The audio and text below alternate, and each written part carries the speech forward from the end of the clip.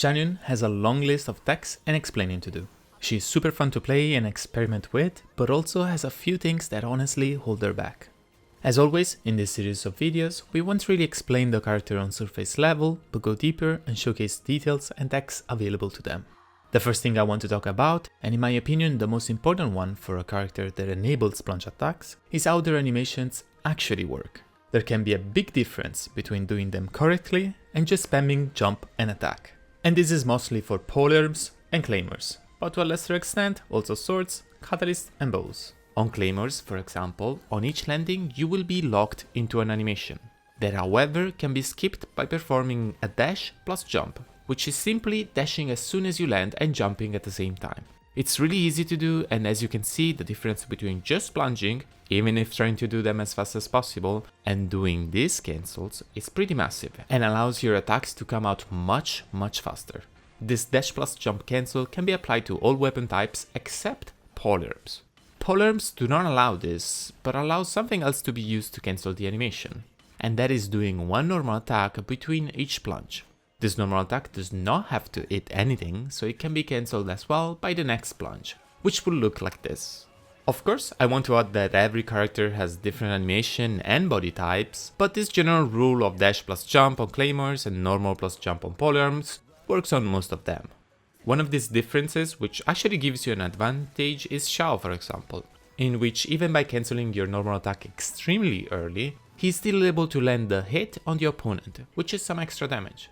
For other weapon types, since they have a smaller animation window, it's generally safe to do dash plus jump, but not as necessary. Let's actually talk about Xianyun now. There are a few things you can do with her skill, and I want to put a lot of emphasis on her kit and make you understand how important it is not only to burst, but also cast her skill and do it the right way. Firstly, her skill's multiplier, while looking decent, will not account for high damage. And that is because her go-to and generally best build is going to be stacking energy recharge and attack. We have neither anemo damage nor high crit. The energy particles this skill provides is also the same whether you tap it 3 times or 1. So the fastest way will be to skill once and plunge right away. Of course the follow-up is going to be the burst. We cast them in this order not only to funnel the energy of the skill into the burst, but also because the burst enables 8 plunge attacks. And doing her skill after will consume one of them because it's considered a plunge attack. And unless she's actually built for damage, that's not worth it. And to recap her buffs that both come from her Ascension passives, A1 is a crit rate buff tied to the plunge of her skill. The more enemies are hit, the more crit rate to plunge attacks we will get. Up to 4 enemies for 10% crit rate. Ascension 4 instead is enabled by casting the burst and buffs plunge attacks based on how much attack she has. This effect, however, will only apply to a single enemy per plunge attack Shockwave. Here, Shockwave means when the character actually touches the ground and performs either a low or high plunge. And there is a difference because every plunge will have 3 multipliers, a low or high plunge and then a plunge damage, which we will call collision damage as it only happens when hitting the hitbox of an enemy while descending. It's strong and worth chasing after, especially for claymores, as they have a bigger AoE and an easier time hitting it. Every 0.3 second on an enemy hitbox will trigger this extra instance of damage. It will not trigger reactions, nor be buffed by this Ascension passive of Xianyun. Going forward, we face the first kind of problem or weird thing about Xianyun. Her first Ascension will buff based on how many opponents there are.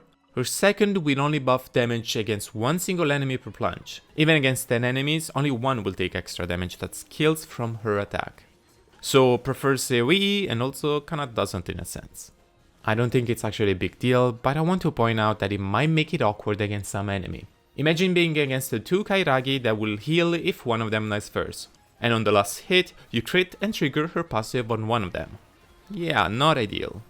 I've done lots of testing and it seems that the closest enemy will trigger the passive, but there are some inconsistencies that probably depend on ping or server. For the next tip, let's talk about the team template that is being played by so many people and turns out to be actually pretty strong. And that is Bennett, especially with C6, Furina and Cloud Retainer. This is basically what happened during Shenhe release a while back, which is everyone playing this team template instead, making basically every sword, claymore or polearm hit for very decent amount of cryo damage. Now this newer team can let many and technically every sword, claymore or Polearm do even better than Shenhe. We are getting the best attack buffer in the game, one of the best damage buffers, and basically an anemo Shenhe that also synergizes with Furina. This is a good recipe for success for anyone really. But if you were to min-max this team template and give it the best character to drive it, who would you choose? In my opinion, the biggest winners, not just for this team, but Xianyun in general, are characters that already work with plunge attacks, so Xiao and Gamin, claymore characters, since they have access to bigger AoEs, multipliers and good animation cancels, and lastly, but maybe most importantly, anyone that has access to amplifying reactions, which are Melt and Vaporize. The reason why is because these two reactions, unlike others, will add a 1.5 or 2x multiplier at the end of the damage formula, that will include Xianyun's buff. In other words, you're vaping or melting your character's damage, but also hers. So that's really cool and good to know about, but that brings us to the next tip or problem, which is setting up all of these. In the most ideal scenario of you doing Melt or Vaporize on your own fielder, you will want to make sure two things happen.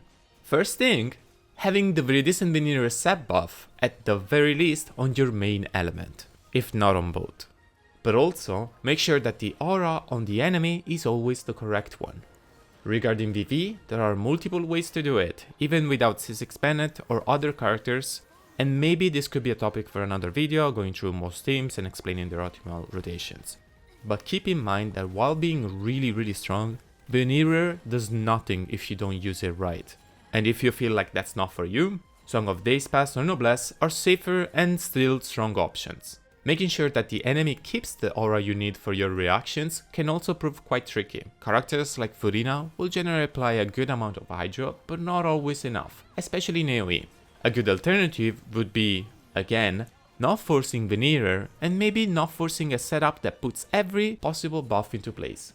So instead of playing Diluc, Bennett, Furina and Xianyun, you're gonna have a much more consistent team with something like Diluc, Xingqiu or Yelan, Furina and Xianyun. If you're a Hu Tao player, you probably see a big similarity here. VV Vape Hu Tao teams are always incredible on paper or against a single opponent that kinda lets you do whatever you want, but they turn out really awkward the moment the enemy moves a lot or in AoE. I would expect in the long run to see more Xianyun teams that either ignore reactions altogether or use them in more consistent and balanced setups. As we've seen so far, using her entire kit is basically mandatory for her to work, even if you don't need healing. So here's the energy requirements that I've calculated for a bunch of teams. Of course, remember that this can be different depending on which rotation you do and which weapons you have. I love the fact that she was able to resurrect an old and not much used event weapon like Oddsworn Eye, which works extremely well on her, but it's not her only option.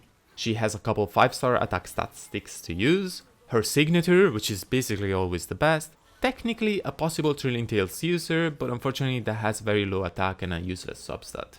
And a few other 4-stars. Generally anything that gives her the only two things she really needs, energy and attack, will do well.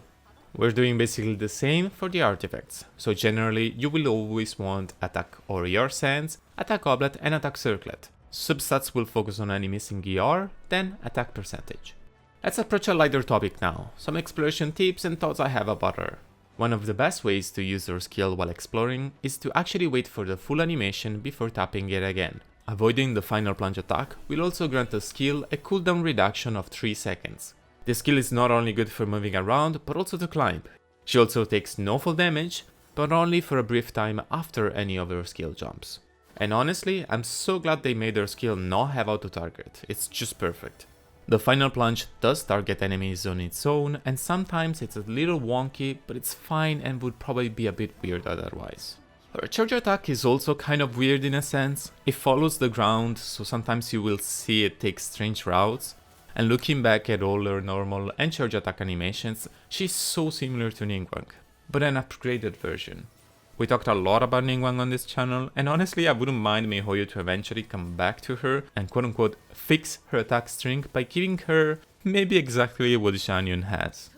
All in all, a great character, super fun to play both in and outside combat and actually pretty strong. Good luck to anyone pulling, sub or like if you enjoyed the video, and if you have a question about Xianyun, join me on twitch.tv/7even please and ask me directly. I'll see you in the next one.